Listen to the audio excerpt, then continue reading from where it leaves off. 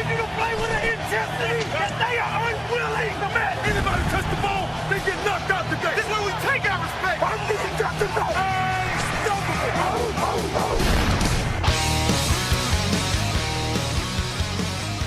Bem-vindos ao podcast NFL Hoje, meu nome é Gabriel Martins e aqui comigo hoje, fazendo sua estreia no podcast NFL Hoje, Marco Túlio Baiman. Tudo bem, Marco?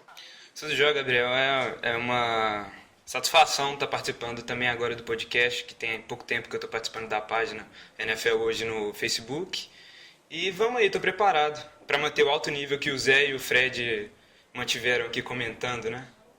O Marco foi tirado aí do Practice Squad nosso, foi colocado agora no time principal. Ele a nossa equipe foi formada por mim, Gabriel Martins, o Frederico Maritã, o José Paulo Mendes, e agora ele já tá com um tempinho, se eu não me engano, um mês, ele entrou na semana antes da temporada regular, vem fazendo um ótimo trabalho aí, aquela matéria que vocês gostaram bastante do Clay Matthews provocando o Colin Kaepernick, né, que ele falando que ele não é o Russell Wilson, foi o Marco que fez e deu bastante repercussão. Marco, tá gostando aí de participar da página? Como é que tá até agora? Futebol americano, né, cara? Não tem como não gostar de escrever sobre e falar sobre. É o sonho da vida, né? O Marco, que é estudante de jornalismo, assim como o Zé, e o Frederico, se eu não me engano, já é formado, eu sou jornalista também, então aqui somos todos sérios, todos profissionais aqui, querendo fazer o melhor trabalho para vocês. Mas não vamos enrolar muito não, vamos começar logo com o Giro de Notícias. Miami Dolphins demite Joe Philbin. NFL admite erro de arbitragem na partida entre Lions e Seahawks. Odell Beckham recebe duras críticas dos jogadores dos Bills. Andrew Luck afirma estar se preparando para jogar na quinta-feira. Semana 5 terá retorno de jogadores importantes que estavam suspensos. Bastante coisa pra gente falar aí, só lembrando que hoje a gente vai ter as perguntas dos leitores, né? A gente pediu ontem pra vocês mandarem as suas perguntas, bastante gente mandou lá na página, lá no Twitter, e a gente vai tentar responder aí, vai responder o máximo que der tempo, né? Porque a gente não quer que o programa fique muito longo. Mas vamos começar logo, vamos começar pela essa situação dos Dolphins, Marco. O Miami Dolphins não quis saber de esperar para fazer mudanças. A diretoria anunciou nessa semana a demissão de Joe Philbin. Dan Campbell, que era o treinador de tight ends, vai ser o head coach interino até o final da temporada. A gente tem entrevista dele após o anúncio, né, Gabriel? Vamos ouvir o que ele disse. But we have enough to win. We have to change the culture. I have to change the culture. And that's what I intend to do. And what that means is we need to become a more aggressive front. Bem, ele disse que o time tem o suficiente para vencer e que eles têm que mudar a cultura dentro do time. Ressaltou que ele tem que ser responsável por fazer essa mudança. Campbell terminou dizendo que o time precisa ser mais agressivo. Eu acho que era uma mudança inevitável. Eu acho que os Dolphins eles erraram em manter o Joe Philbin para essa temporada. Você tinha a desculpa perfeita para demitir ele na última off-season, porque o time passou por bastante mudança, reformulou totalmente o corpo de recebedores, trouxe o Ndamukong Consuelo do lado defensivo, e era a desculpa perfeita de dizer: nós estamos fazendo uma reformulação e queremos começar de novo. O Joe Philbin, a gente também crucifica muito ele, mas não dá pra dizer que ele é de todo ruim, porque ele foi o treinador de quarterback que ajudou a desenvolver o Aaron Rodgers. Se não me engano, ele chegou a ser coordenador ofensivo com o Aaron Rodgers também, mas eu tenho certeza que ele foi treinador de quarterback do Aaron Rodgers quando ele entrou na liga. Então você sabe que ele... Claro que o Aaron Rodgers era o Aaron Rodgers, mas o Aaron Rodgers, como todo mundo sabe, ele ficou bastante tempo no banco pro Brett Favre, e ele foi desenvolvido bastante. Ele não chegou na liga no nível que ele joga agora. E então o Joe Philbin não é o pior técnico do mundo, só que eu acho que tem aquele caso, né? Existem coordenadores que não se adaptam ao cargo de head coach, e acho que foi claro, o Joe Philbin foi um desses casos. Acho que a personalidade dele, né? Você vê que ele é muito... Acho que até sem personalidade, né? Ele sempre blasé ali no banco de reservas. Acho que ele não consegue despertar nos jogadores aquela motivação extra, não tem aquele fogo, né? E o time, como dizem, né? O time adota um pouco a personalidade do head coach, e essa personalidade do Miami Dolphins é que o time não tem personalidade. Então eu acho que o Dan Campbell, ele já está há muito tempo lá no Miami Dolphins, se eu não me engano desde 2010, ele está esquentando o assento. Eu não vejo qualquer chance dele, a menos que o time nesses 12 jogos ganhe 10 e vá para os playoffs, eu não vejo muita chance dele se tornar o head coach na próxima temporada, porque ele é jovem ainda, ele não tem muita experiência, ele começou como estagiário nos Dolphins e agora era treinador de tight ends. Ele vai esquentar aí, vai tentar vai tentar melhorar o time, mas eu acho difícil que ele consiga fazer alguma mudança profunda, né? Claro que ele vai querer, vai dar um choque, né, no time, de repente essa mudança parece que os jogadores gostam dele, de repente isso faça com que os jogadores melhorem o seu desempenho, mas eu não acho que ele seja o cara que vai ser a resposta a longo prazo do Miami Dolphins, nem duvido que os Dolphins estejam considerando ele de verdade para a vaga de head coach no próximo ano. Marco, esse time tem vários problemas, mas ao mesmo tempo é como o Dan Campbell falou, né? É um time que tem talento para melhorar. Tem, talento tem. No free agency desse ano contratou o Jordan Cameron e o Sue, né? E no draft ainda pegou o Devontae Parker, que era um dos melhores wide receivers disponíveis para eles. Mas a situação ficou muito complicada, né? Tá 1-3 na divisão AFC East, que é muito forte com Patriots, Jets e Buffalo, que tá 3-0 Patriots, 3-1 Jets e 2-2 o Buffalo. Então, e o Miami agora com 1-3 fica muito difícil de pegar até um wild card. É assim, né? Perdeu em casa pro Jacksonville, não dá pra perder um jogo desse. E pro Buffalo até que é tranquilo, porque é um time mais forte e rival de divisão. Beleza, mas um placar muito dilatado, 41-14 em casa. É verdade, eu acho que o Marco tocou num ponto importante. Os Dolphins já estão muito atrás na divisão. E assim, se tivesse 1-3 na NFC Leste, como é o caso do Philadelphia Eagles, eu acho que ainda está dentro da corrida, porque os outros times estão 2-2. Mas você está na NFC Leste com o New England Patriots invicto. O Buffalo Bill ali meio bipolar, mas é um time fortíssimo. O New York Jets também é um time muito forte, que também está muito bem. O Marco citou como que está o retrospecto de cada um. Então eu acho que é muito difícil o Miami Dolphins alcançar nessa corrida. E é o que eu falei, eu acho que o Dan Campbell vai fazer uma transição aí apesar do general manager do Dolphins e a diretoria falar que não é um ano de reconstrução, que o time vai continuar lutando aí, mas eu não vejo como esse time possa continuar lutando por playoffs. Marco, vamos passar para a próxima notícia? O Monday Night Football deixou muitos torcedores do Detroit Lions de cabeça quente. A NFL admitiu nesta terça-feira que houve sim um erro dos juízes na jogada que decidiu o jogo. Nós temos a entrevista do vice-presidente de arbitragem da NFL, Dean Blandino. Vamos ouvir a explicação dele para o lance. Yeah, so you can't bat the ball in any direction in the end zone, either end zone. So if KJ Wright batted the football, that is a foul for an illegal bat. So the enforcement would be, basically we'd go back to the spot of the fumble and Detroit would keep the football. Ele disse que o jogador não pode jogar a bola para fora da endzone quando ele estava viva. E foi exatamente o que KJ Wright fez. A falta, segundo Blandino, daria a primeira descida e a bola de volta para os Lions. Como o Marco explicou aí pra gente, quando a bola tá viva dentro da endzone, o defensor não pode jogar simplesmente a bola para fora. É uma falta, né? Seria primeira descida para os Lions. No lugar da falta, mas como a falta na endzone, metade da distância para a linha de gol, então seria a primeira descida para os Lions ali, se não me engano, na linha de 2 jardas, alguma coisa do tipo. E foi um erro de arbitragem, novamente o Detroit Lions aí reclamando bastante da arbitragem, né? A gente lembra do fatídico jogo contra o Dallas Cowboys, né? Que teve aquela interferência clara que, por qualquer motivo que seja, o árbitro pegou a flanela e não deu a falta. E o Seattle Seahawks de novo no Monday Night Football com uma marcação no mínimo duvidosa no final do jogo, né? A gente lembra do Fail Mary lá com o Golden Tate contra a defesa do Green Bay Packers. E foi um erro, né? Não tem jeito. O Detroit Lions conseguiu uma partida ali até, digamos, corajosa, né? Eles foram guerreiros, né? E quase que conseguiram vencer o Seattle Seahawks. Mas também não dá pra dizer que perdeu só por causa desse lance, né? O Detroit Lions marcou, se eu não me engano, foram 10 pontos no jogo. Foi 13-10, se eu não me engano, no jogo. E não dá pra vencer só marcando 10 pontos. E aposto que o Calvin Johnson vai ser o primeiro a dizer também que ele poderia ter protegido a bola melhor. Claro que o Ken Chancellor fez uma jogada incrível, que provavelmente até salvou, de repente, até a temporada do Seahawks, mas eu acho que o Detroit Lions tem muito a melhorar e não vai adiantar nada você ficar reclamando só da arbitragem, que mesmo que tivesse marcado certo e o Detroit Lions conseguisse essa vitória improvável, ainda estaria com uma vitória e 3 derrotas aí no Detroit Lions, vencendo uma das grandes decepções aí da temporada, né, Marco? Inclusive você disse que não dá para ganhar fazendo 10 pontos, igual o Lions fez.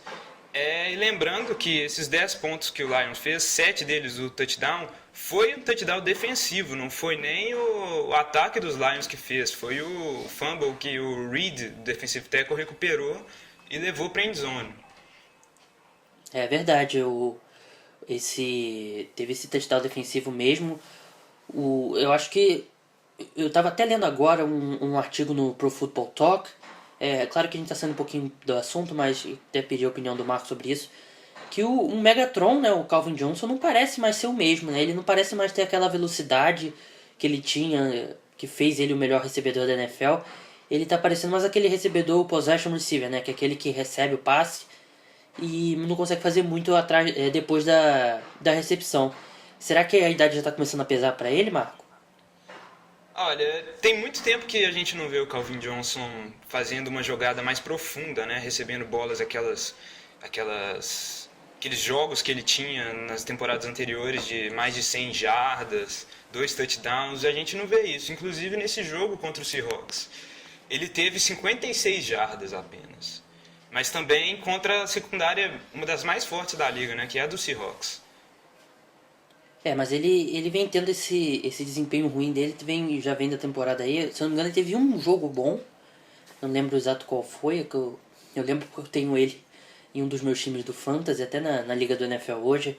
Que o NFL hoje, o time tá em crise, tá 0-4 aí. Tivemos alguns problemas também. A minha primeira escolha foi o LeSean McCoy e minha segunda foi o Calvin Johnson. Mas se você que tá na liga aí, tá escutando, pode acreditar aí numa reação do NFL hoje. O Marco tá na liga também. O Marco, ele entrou na liga quando ele nem era da página e agora tá lá, se não me engano, tá bem na liga. Então, pelo menos alguém aí salvando aí a reputação do NFL hoje. Marco, vamos passar para a próxima notícia? Odell Beckham vem recebendo muita atenção desde que teve sua temporada fantástica como rookie. E isso tem seu lado positivo e negativo. Após o jogo do último domingo, o recebedor foi alvo de críticas à defesa dos Bills. Stephon Gilmore, cornerback do time de Buffalo, comparou Beckham a uma criança fazendo pirraça e que ele não reage bem à marcação mais física. O Odell Beckham não teve um bom jogo nessa partida mesmo, acho que até o Marco pode buscar aí o número pra gente saber. Mas parece que o Odell Beckham tem virado um para-raios aí de atenção, tanto pro lado bom quanto pro lado ruim. A gente viu aí o Buffalo Bills marcando bem físico mesmo o Odell Beckham. E no final teve até o Odell Beckham ficou meio irritado, ele chegou com a marcação, parece que o pessoal falando que ele deu um soco no defensor do Buffalo Bills. E quem acabou levando a falta foi o defensor do Buffalo Bills, o cornerback agora. Não foi o Gilmore, foi outro. Mas eu acho que os times têm se preparado bastante para parar o Odell Beckham. E ele é um cara muito competitivo, obviamente, e eu acho que de vez em quando entra um pouco na cabeça dele, só que eu acho que o New York Giants está no momento que eles, agora com o segundo ano aí do Ben McAdoo, e o Ben McAdoo vem da West Coast Offense, né, que é aquele ataque com passes mais rápidos e que aproveita o que a defesa dá. Então as defesas estão se preparando para marcar o Odell Beckham, e o Eli Manning, que sempre foi um jogador que tinha aquela visão um pouco curta, né? Ele sempre focava no jogador e ia passando, ele não distribuía muito bem o jogo, e agora ele está fazendo isso, e as defesas se preparam para o Odell Beckham, e o Ruben Randall aparece, Larry Donnell aparece. Então o Odell Beckham, eu acho que ele não vem tendo uma temporada ruim. Eu acho que ele teve 2 jogos ruins sim, contra o Cowboys e contra agora o Buffalo Bills, mas contra o Falcons e o outro jogo agora que tá me fugindo quem foi, ele foi bem, o Redskins. Então acho que primeiro vamos acalmar nas críticas ao Odell Beckham. Ele completou o 16º jogo dele na temporada com mais jardas e mais touchdowns que todo mundo na história da NFL. Então, basicamente, uma temporada inteira, 16 jogos, foi a melhor da história. E aí o Stephon Gilmore chamou ele de primadona, né? Chamou ele de... que seria estrelinha, né? Mas eu acho que a gente tem que acalmar um pouco com as críticas do Odell Beckham. Eu acho que os próprios defensores, o Odell Beckham ganha tanta atenção por causa do jogador fantástico que ele é. Até ficou um pouco saturada a imagem dele aí na off-season. Mas eu acho que o pessoal ele vai um pouco na defensiva e quer ganhar do Beckham no campo e mentalmente. Marcos, você conseguiu ver aqueles números pra gente? Consegui sim. O Beckham, no jogo contra o Buffalo, no último jogo, ele fez 38 jardas recebidas para nenhum touchdown. E o jogo contra o Dallas, que foi o outro jogo, a partida ruim que ele fez, ele recebeu apenas 44 jardas. Mas assim, né, quando ele pegou as duas secundárias um pouco mais fortes, que a do Dallas, que tem o Brandon Carr e o Morris Claiborne, e agora a do Buffalo, que também tem uma secundária muito, muito forte mesmo, ele teve dificuldade, né? Mas ano passado ele despontou assim como uma novidade, ninguém conhecia muito bem o estilo de jogo dele, e teve a temporada sensacional, né? Ele já mostrou pra gente que pode ser um wide receiver fenomenal, já é um dos melhores da liga, mas agora ele vai ter que driblar esse trash talk que ele recebe, porque isso é normal dentro da liga, não tem como você evitar esse tipo de coisa. É verdade, eu acho que é algo que ele tem que se adaptar. Até na off-season teve uma polêmica aí, ele estava meio chateado com que os próprios jogadores dos Giants estavam pegando um pouco no pé dele, porque ele estava machucado, não estava treinando, aí ele ficou um pouco chateado. Eu acho que ele é um garoto, né? Ele é jovem ainda, então ele tem muito para aprender ainda. O problema é que ele virou estrela muito cedo mesmo. Então ele tem que se adaptar, né? Porque vai ser assim a carreira dele. Se ele continuar cumprindo aí o potencial dele, que eu acho que ele tá destinado aí, se não tiver uma lesão muito grave, eu acho que ele vai ser um dos maiores recebedores da história da NFL. Então, mas é algo que ele vai ter que se acostumar a esse pessoal pegando no pé dele, principalmente as defesas adversárias. Marco, vamos passar para a próxima notícia? Após jogar sem Andrew Luck no domingo, os Colts tiveram desvantagem de estar na partida de quinta-feira, que dá menos tempo para o quarterback se recuperar. O camisa 12, no entanto, não tem qualquer plano de desfalcar sua equipe mais uma vez. Vamos ouvir o que ele falou na entrevista após o treino dessa terça-feira. Yeah, no, I'm preparing to start and play and again have a chance to go up against a really good football team in the Texans. So that's the preparation mindset. Bom, ele disse que está se preparando para começar jogando já na quinta-feira e tem uma chance muito boa, né, de duelar contra essa defesa, assim, que no papel é muito boa, mas pelas palavras dele ele disse que é uma defesa ótima. E esse é o foco dele. Mas ele exagerou um pouco, né, Gabriel, quando ele disse que a defesa dos Texans é boa. Exagerou muito, né? Porque a defesa dos Texans eu acho que é ok, mesmo com o J.J. Watt e com o Jadeveon Clowney aí começando a melhorar. Acho que ainda é uma defesa ok só, levou 48 pontos do Atlanta Falcons. É aquele papo de jogador, né? Querendo elogiar o adversário, né? É um adversário muito importante, um adversário muito difícil, mas vamos em busca dos 3 pontos. Aquele papo monótono dos jogadores, mas realmente, como o Marco falou, os Colts tiveram um pouco de azar e tá no jogo do Thursday Night nessa semana, né? Porque dá menos tempo para o Andrew Luck se recuperar.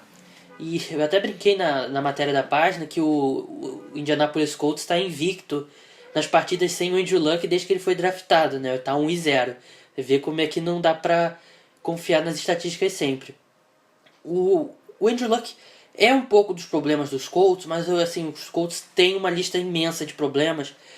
E começa pela linha ofensiva, que nunca foi boa, né, nessa passagem do Andrew Luck pelo Indianapolis Colts. Mas parece ter caído mais ainda de nível agora nessa temporada. E o Andrew Luck, que é um dos jogadores aí que mais se destacam pela habilidade atlética, ele não aguentou, né, esses 3 primeiros jogos e acabou sofrendo uma lesão no ombro. Eu acho que os Colts têm muitas coisas para resolver. E eu só acho que eles continuam aí na briga para os playoffs. Na briga não, favoritos até para os playoffs. Porque eles jogam na AFC Sul, que é uma das piores divisões da NFL, né, Marco? É isso mesmo. E na AFC Sul tem o Tennessee, o Houston e o Jacksonville. Os 3 times estão com uma vitória apenas.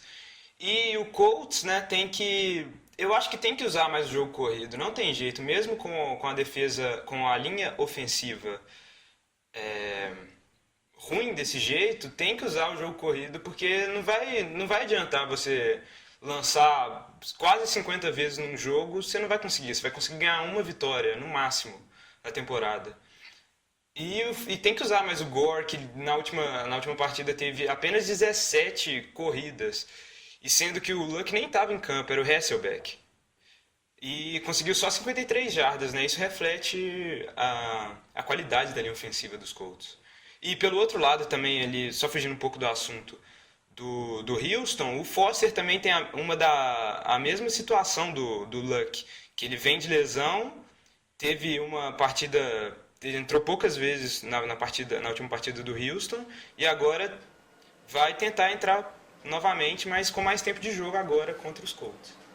O Arian Foster teve uma partida péssima na sua reestreia ali no domingo. Ele sofreu um fumble e quando entrou em campo foi muito ineficiente. Claro que é um pouco culpa do ataque do Houston Texans, que o Ryan Mallett e o Brian Hoyer se somarem não dá um quarterback ok nesse momento, né? E a defesa sabe que pode se concentrar em parar o Ryan Mallett, né?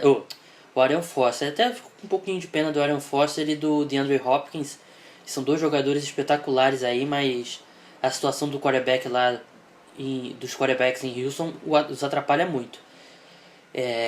Se o Indianapolis Colts não tiver o Andrew Luck para esse jogo de quinta-feira, lembrando que a gente achava que ele ia jogar no domingo, e eu de manhã acordei e vi a notícia que ele não ia jogar, então não dá para cravar que ele vai voltar.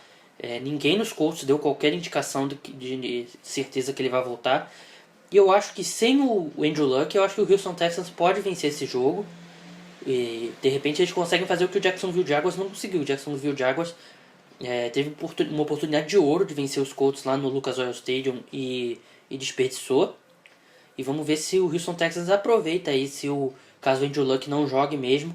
Vamos ver se o J.J. Watt de repente comece aí a jogar como quarterback além de defensive end, porque tá complicado lá com o Ryan Mallett, ele que vai ser o titular novamente após uma partida péssima aí contra o Atlanta Falcons. Mas tá bem complicado. Esse Houston Texans é um time que a gente vê que tem o talento em algumas posições, mas a posição de quarterback é uma verdadeira bagunça ali, completamente... nem Ryan Mallett, nem Brian Hoyer conseguem fazer qualquer coisa e seguram bastante esse time aí pra trás. Marco, última notícia aí do dia. A semana 5 da NFL vai marcar o retorno de muitos jogadores importantes que estavam suspensos. A lista tem nomes como Sheldon Richardson, dos Jets, Antonio Gates, do Chargers, Martavis Bryant, dos Steelers e Greg Hardy, dos Cowboys. Qual desses será que vai ter maior impacto? Bem, desses aí eu acho que o que vai ter maior impacto é o Greg Hardy. Eu acho que os Cowboys eles estão sofrendo bastante com as lesões, né? Sem o Tony Romo, sem o Dez Bryant, e o Sean Lee agora sofreu uma concussão, né? A gente não sabe ainda quando que ele vai voltar, se ele vai voltar já na próxima semana. Então, o Greg Hardy coloca mais talento nessa defesa dos Cowboys, né? Ele que era um dos melhores defensive ends no esquema 4-3 aí da liga, no bom ano dele lá no Carolina Panthers, 2 bons anos, se eu não me engano, teve todo aquele problema lá de violência doméstica, né? Que a gente não vai entrar novamente, já falamos bastante sobre esse assunto. Mas vamos ver como é que ele se sai em campo, né? Porque se ele voltar a jogar o que ele sabe, ele pode ser uma grande evolução aí para essa defesa dos Cowboys, que precisa evoluir mais para compensar aí a queda no ataque sem o Tony Romo e sem o Dez Bryant. O Sheldon Richardson também vai ser bem legal ver, enfim, ele na linha defensiva lá do New York Jets, ele, o Sheldon Richardson, com o Muhammad Wilkerson e o Leonard Williams, né, que vem tendo um bom começo de temporada aí. A defesa do Jets é muito boa, assim, o Sheldon Richardson. Vamos ver como, quando ele voltar, ele é um dos melhores defensive tackles da NFL. O Antonio Gates, eu acho que ele e o Martavis Bryant, de repente, são os que tem... Acho que o Antonio Gates antes e o Martavis Bryant logo atrás, mas os dois são importantes sim. O Antonio Gates, ele... se fosse há 5 anos atrás, eu acho que ele ficaria no topo dessa lista agora. Mas ele dá uma caída agora. Eu acho que o Philip Rivers até conseguiu distribuir mais a bola sem o Antonio Gates. O Lardarius Green teve um bom jogo. O Keenan Allen vem tendo um ótimo começo de temporada. Steve Johnson também vem tendo um bom começo de temporada. O Danny Woodhead vem tendo também um bom começo de temporada. Eu acho que o Antonio Gates ajuda bastante esse ataque. Mas eu acho que o Steelers estava até conseguindo... o Chargers estava até conseguindo se virar bem. E o Martavis Bryant, eu acho que é uma boa volta também, é importante para os Steelers, porque a gente vê aí o DHB, né, o Dorial Hale, eu não vou me arriscar agora de cabeça, né, que é aquele recebedor que foi escolhido pelo Oakland Raiders com a primeira escolha alguns anos atrás. Ele voltou aí depois de meio sumido, ele tem alguns bons jogos aí pelos Steelers. E o Martavis Bryant nada mais é do que uma versão muito melhor desse tipo de jogador, né? Um recebedor alto, rápido, que faz jogadas no fundo de campo. O ataque dos Steelers foi muito melhor no ano passado quando ele entrou no time. Então, quando o Big Ben voltar, né, se não me engano, após a semana 7, semana 8, de repente ele já retorne, eu acho que ele vai ser um grande trunfo aí, porque você vai ter o Antonio Brown de um lado e ele do outro. Então, como que as defesas vão parar esse ataque, né? Que já é difícil só com o Antonio Brown e o Le'Veon Bell. Acho que o Martavis Bryant coloca esse ataque dos Steelers em outro nível. Mas desses quatro, eu vou querer a opinião do Marco também, mas desses quatro eu acho que o mais importante, o que eu mais quero ver em campo, acho que o que eu mais quero ver em campo é o Sheldon Richardson, para ver como que essa linha defensiva do Jets vai ser, porque tem tudo para ser espetacular, mas acho que o mais importante, se ele voltar no mesmo nível antes da suspensão, eu acho que é o Greg Hardy. E qual a sua opinião, Marco? Eu acredito que seja o Greg Hardy também, porque no único jogo que ele fez com o Carolina ano passado, ele teve um sack e um fumble. E a defesa dos Cowboys, esse ano, nos 4 primeiros jogos, teve apenas 6 sacks. Então eu acho que ele vai conseguir ter um impacto imediato ali. E além do Greg Hardy também, a defesa dos Cowboys vai ter a volta do Rolando McClain, que também volta de suspensão.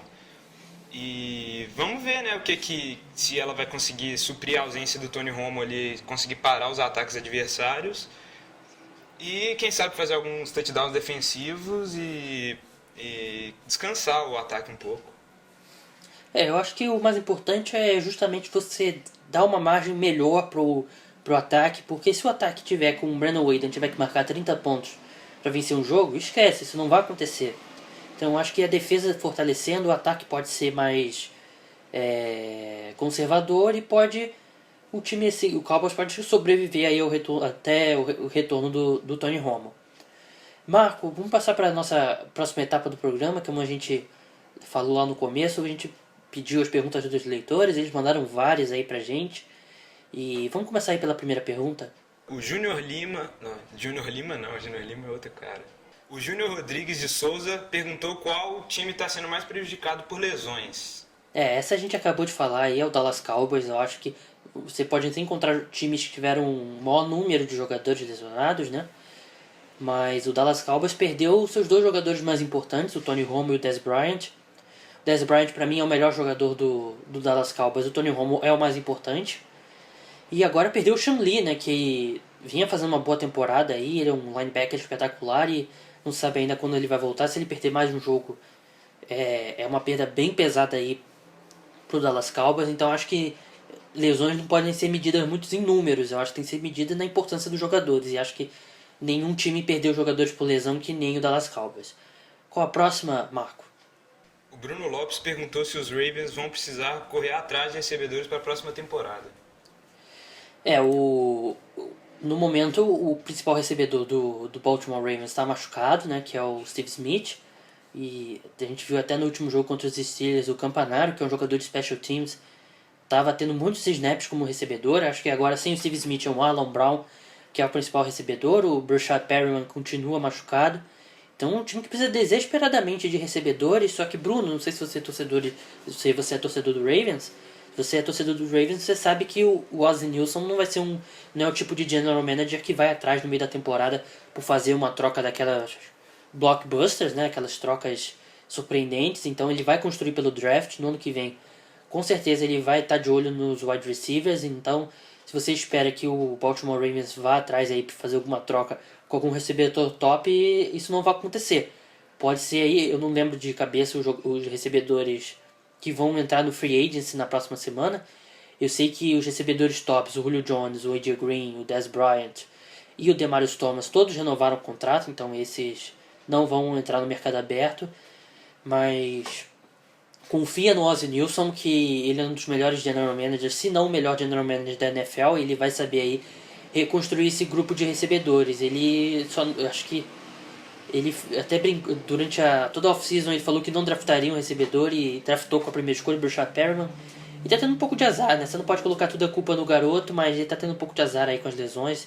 Teve que passar por uma cirurgia agora. Mas com certeza vai ser uma posição que os Ravens vão olhar aí no próximo draft. Marco, a próxima pergunta? O Guilherme Santos perguntou qual seria o time que pagaria os melhores salários e teria os melhores jogadores caso não existisse teto salarial. Essa é até uma pergunta interessante, Guilherme. Eu cheguei a pensar em escrever sobre isso um tempo atrás, mas não lembro se eu cheguei a escrever. Não cheguei a escrever e acabei tendo que fazer outras coisas. Mas a NFL, como todo mundo sabe, tem o teto salarial. Você não pode simplesmente... Não pode existir um Real Madrid-Barcelona, que nem no Campeonato Espanhol, né, Marco? Mas assim, eu acho que essa pergunta aí tem uma resposta fácil, que é o Dallas Cowboys, que é o time que tem mais... É o time mais rico da NFL. Eu só acho que não existiria um cenário de Real Madrid e Barcelona, porque o Dallas Cowboys é o time mais rico, mas vem logo atrás o New England Patriots, e tem o Washington Redskins, o New York Giants e o San Francisco 49ers ali perto também. Então eu acho que mesmo que não existisse o teto salarial, eu acho que não existiria assim um poder financeiro tão discrepante dentro da mesma liga. Eu acho que assim, claro que o Jacksonville Jaguars, de repente o Tampa Bay Buccaneers, o Atlanta Falcons, quais times mais? O Green Bay Packers seria um time que sofreria, que são times de mercados menores, então eles fora direitos televisivos, essas coisas, eles têm menos formas de arrecadar dinheiro. Então eu acho que eles sim estariam prejudicados, mas mesmo assim eu não acho. Eu acho que seria mais ou menos ali, de repente, um campeonato alemão. Claro que não, acho que o Dallas Cowboys não seria o Bayern de Munique, mas eu acho que todos os times ali teriam mais ou menos o mesmo poder financeiro, assim, não teria uma desvantagem tão grande do melhor pro pior, mas mesmo assim eu acho que o Dallas Cowboys, ainda mais pelo estilo de dono que é o Jerry Jones, que é de ir atrás dos principais jogadores, eu acho que o Dallas Cowboys seria ali um time que traria os principais nomes, mas mesmo assim não acho que teria seria um gap tão grande aí entre os mais ricos e os mais pobres. Marco, a próxima pergunta? O Vinícius Mike perguntou se o Todd Gurley seria escolhido no top 5 do último draft caso não estivesse machucado. Eu acho... eu vou pedir a opinião do Marco também. Eu não sei se um running back seria escolhido no top 5 atualmente, do jeito que está na NFL. O Todd Gurley é um jogador espetacular, e pelo que tudo que eu li na época do draft é que o Todd Gurley era o principal jogador no ranking lá do St. Louis Rams, mas eu não sei se eu consigo ver um running back sendo draftado no top 5 atualmente. Você consegue, Marco? Eu acho que não, até pelo bust do Trent Richardson, né, no draft de 2012, que ele foi o terceiro escolhido e hoje em dia não tem nem time. Eu acho que as equipes da NFL têm o pé atrás agora em escolher running backs no top 5, top 10, e o Gurley foi até uma escolha alta dos Rams. Foi uma escolha bem alta, então eu acho que se ele não tivesse machucado, eu não sei se ele teria subido muito. Eu acho que o St. Louis Rams meio que desconsiderou essa lesão dele para draftá-lo, e o primeiro jogo dele aí saudável mesmo, 100%, acho que já está pagando aí os dividendos. Mas eu não sei se a gente vai voltar a uma época aí que os running backs vão ser escolhidos no top 5. A gente tem o Leonard Fournette, né, lá da LSU, que vem tendo um começo de temporada espetacular. Se eu não me engano, ele teve 3 jogos de mais de 200 jardas. Então, ele não vai nem entrar no próximo draft, só entra no draft agora de 2017. Mesmo ele é um jogador espetacular, eu acho que vai ter aí, de repente, o mesmo buzz aí do Todd Gurley quando ele entrar no draft, mas mesmo ele eu não vejo ele entrando no top 5, porque normalmente o time que escolhe no top 5 tem necessidades mais urgentes que a posição de running back. Para terminar, o Glauber Beckham Jr., eu acho que não é o nome dele, eu tenho minhas dúvidas se ele é primo do Odell Beckham Jr., ele perguntou qual é a chance dos Raiders de irem aos playoffs. E, na verdade, ele perguntou quais times teriam mais chance de ir aos playoffs, mas aí a gente teria que ficar aqui uma meia hora aqui falando. Mas a chance dos Raiders, olha, depois dessas derrotas para os Bears, eu não sei o que o Marco acha, mas eu acho que a chance deles irem aos playoffs é 0. Eu acho muito difícil. A divisão AFC Oeste, no caso, que tem Denver 4-0, já disparou, e o Raiders está em segundo 2-2. Eu acho muito difícil, porque a AFC da NFL é muito forte, principalmente a AFC Norte, com Baltimore Ravens, o Bengals, o Pittsburgh e o Browns. Cleveland Browns. Isso, Cleveland Browns, obrigado. Geralmente, 2 times dessa divisão já classificam, o campeão e o outro vai pro wildcard. Ainda tem a divisão leste, que tem o Bills, o Dolphins e os Patriots e os Jets. Eu acho que o outro vai sair dessa divisão, além do campeão. Eu aposto que vai ser alguém da AFC North e AFC East. Eu acho que o Oakland Raiders, ele tá no caminho certo da evolução. Eu gostei da contratação do Aldon Smith. Eu acho que se ele resolver seus problemas fora de campo... O problema é que ele saiu de São Francisco, onde ele tinha os problemas, e foi para Oakland, né? Ele basicamente só atravessou a ponte, então ele não foge muito dos problemas. De repente teria sido melhor para ele ir para mais longe. Mas enfim, se ele colocar a cabeça no lugar, ele é um dos melhores pass rushers da NFL. E ele tá jogando do outro lado do Khalil Mack. Então, se ele se encaixa, o Khalil Mack já provou que pode ser, que tem um futuro gigantesco aí pela frente. Então, eu acho que pode ser uma das melhores duplas, se não a melhor dupla de pass rush da NFL. E do lado do ataque, você tem a dupla AC/DC, né? A Mari Cooper e Derek Carr, que tem tudo para crescer muito ainda, já tem mostrado sinais aí. Então, eu acho que o Oakland Raiders está na direção certa. Tem uma linha ofensiva aí que é bem sólida. Tem o Latavius Murray, que é um bom running back. Então eu acho que é um time que está na direção certa, mas acho que provou na derrota para o Chicago Bears que ainda não tem condições aí de brigar por playoffs. Bem, esse foi o nosso podcast de quarta-feira. Antes da gente terminar, Marco, suas impressões, como foi seu primeiro podcast? Gostou do seu desempenho? Foi o que você esperava? Tem muito ainda para melhorar, né? Mas acredito que foi tudo certo, sim, tudo dentro dos conformes.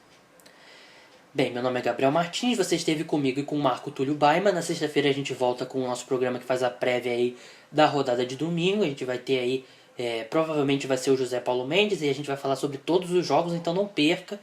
Só lembrando vocês também para se inscreverem no nosso canal no YouTube, assinarem nosso feed lá no iTunes. Não esqueça de mandar avaliações, a gente tem recebido bastante avaliação lá no iTunes. Agradecer a todo mundo, agora de cabeça não lembro o nome de todo mundo, mas na sexta-feira eu vou tentar trazer o nome e ler um pouco dos comentários aí. Mas muito obrigado e vamos continuar divulgando o nosso podcast. Se você gostou, fala pro seu amigo que gosta de NFL, fala para ele escutar, fala para ele falar pro amigo dele escutar e vamos crescer cada vez mais. Esse que já é o podcast número 1 de futebol americano no Brasil. Então, sexta-feira a gente volta. Até lá, tchau!